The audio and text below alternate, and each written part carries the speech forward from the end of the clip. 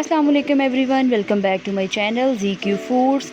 I hope all of you are happy and blessed. अल्लाह ताला आपको खुश रखे, अपनी अमान में रखे, आमीन सुम आमीन। आज मैं आप लोगों के साथ शेयर करने जा रही हूँ आमंड बिस्किट्स की रेसिपी, वो भी विदाउट अवन। हम इसे पतीले में बनाएंगे तो ये इतने क्रिस्पी और इतने मज़े के रेडी होंगे कि अगर आप अपने मेहमानों को ये सर्व करेंगे तो वो पहचान नहीं पाएंगे कि ये घर के हैं या बाज़ार के। तो आइए रेसिपी स्टार्ट करते हैं। रेसिपी शुरू करने से पहले हम पैन जो है उसको प्री हीट कर लेते हैं। इसके लिए मैंने एक बड़ा पतीला लिया है और उसके अंदर मैं रखूँगी एक छोटा पतीला और इसको कवर करके रख दूँगी लो फ्लेम पे। अब हम इसका जो मिक्सचर है बैटर उसको प्रिपेयर कर लेते हैं। तो बिस्मिल्लाहिर्रहमानिर्रहीम, एक बाउल में मैं डालूँगी एक अंडा और उसको हैंड विस्क की मदद से 1 मिनट तक बीट करना है। इसके लिए कोई इलेक्ट्रिक बीटर की ज़रूरत नहीं है।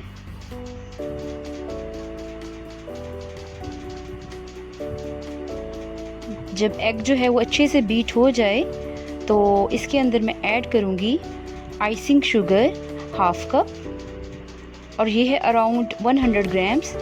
अगर आपके पास आइसिंग शुगर नहीं है तो आप कैस्टर शुगर यानी पिसी हुई चीनी को भी यूज़ कर सकते हैं। इन दोनों को अच्छे से मिक्स कर दें। अब ये है मेरे पास हाफ कप ऑयल, बटर या घी, आप कोई भी चीज़ इसमें से यूज़ कर सकते हैं। इसकी क्वांटिटी सेम होगी जितनी हमने शुगर ली है। बर्तन को अच्छी तरह से साफ़ कर लें। अब ये 3 इंग्रेडिएंट्स चले गए हैं, इनको बहुत अच्छे से तकरीबन 1 मिनट के लिए बीट कर लें।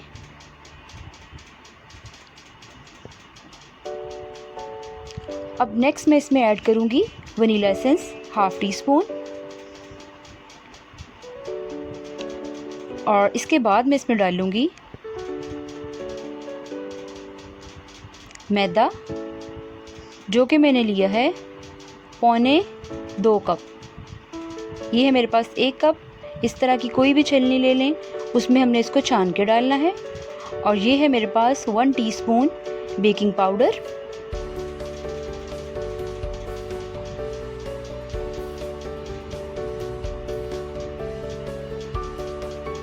और 1 कप मैंने डाल लिया था। अब ये जो 1.25 कप है ये भी इसमें डाल देना है और ये टोटल हो जाएगा 175 ग्राम्स, 1.25 कप। और ये है मेरे पास 1 टेबलस्पून फाइनली चॉप्ड आमंड्स। अब इसको पहले एक विस्क की मदद से मिक्स कर लेना है।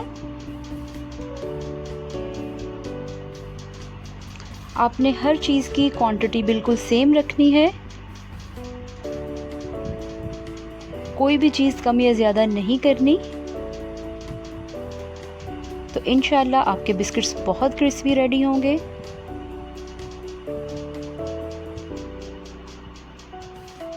बीटर से मैंने इसको मिक्स कर लिया था। अब मैं इसको जिस तरह हम नॉर्मल आटा गूंदते हैं उस तरह इसको गूंदना है थोड़ी देर के लिए।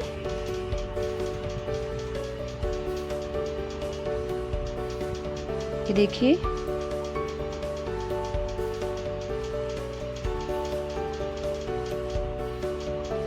इसकी कंसिस्टेंसी मैं आपको दिखाती हूँ। ना ही तो इससे ज़्यादा हार्ड हो और ना ही इससे ज़्यादा सॉफ्ट हो।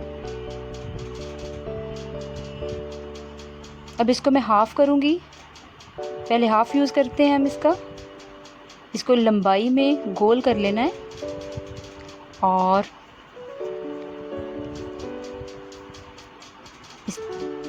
सेंटर से इसके कट लगा लिए हैं ताकि अंदाज़ा रहे कि बिस्किट्स का साइज़ जो है वो सेम रहे।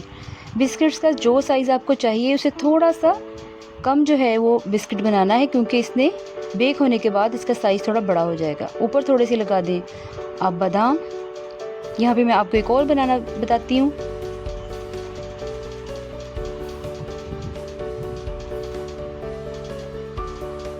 कोई क्रैक ना हो, बिल्कुल फाइन।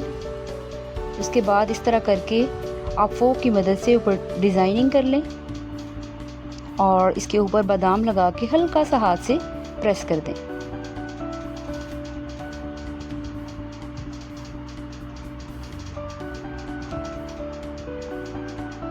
आप देख सकते हैं इसी तरह करके मैं सारे बिस्किट्स जो है वो रेडी कर लूँगी। तो यहाँ पर मैं आपको एक टिप देती जाऊँ कि जिस बर्तन में भी आपने बिस्किट्स बेक करने हैं तो उनको इस तरह लगाना है कि किनारों से टच ना करें और ना ही वो एक दूसरे से टच करें, क्योंकि इन्होंने बेक होने के बाद थोड़ा राइज होना है तो वो एक दूसरे से जुड़ेंगे नहीं। तो ये बिस्किट्स प्रिपेयर कर लिए हैं मैंने सारे। अब मैं इनको रखूँगी प्री हीटेड पैन में और इनको बेक करना है तकरीबन 30 to 35 मिनट्स तक के लिए। ऊपर कोई भी हैवी चीज़ रख दें जस्ट टू मेक श्योर कि इसकी स्टीम जो है वो बाहर ना निकले। यहाँ पर मैंने तकरीबन 25 मिनट्स के बाद इसको चेक किया था, तो ये इनको पलट के आपने देखना है। तो ये भी मुकम्मल रेडी नहीं हुए थे, ये देखें। तो इसको मैंने दोबारा से रख दिया। और एक और टिप यहाँ पे मैं देती चलूँ कि आपने इसको बार बार ढक्कन उठाकर नहीं रखना, क्योंकि फिर इसका टेम्परेचर जो है वो चेंज हो जाएगा। मैं 10 मिनट के लिए मज़ीद इसको बेक करूँगी और उसके बाद जो है वो मैं इसको देखूँगी।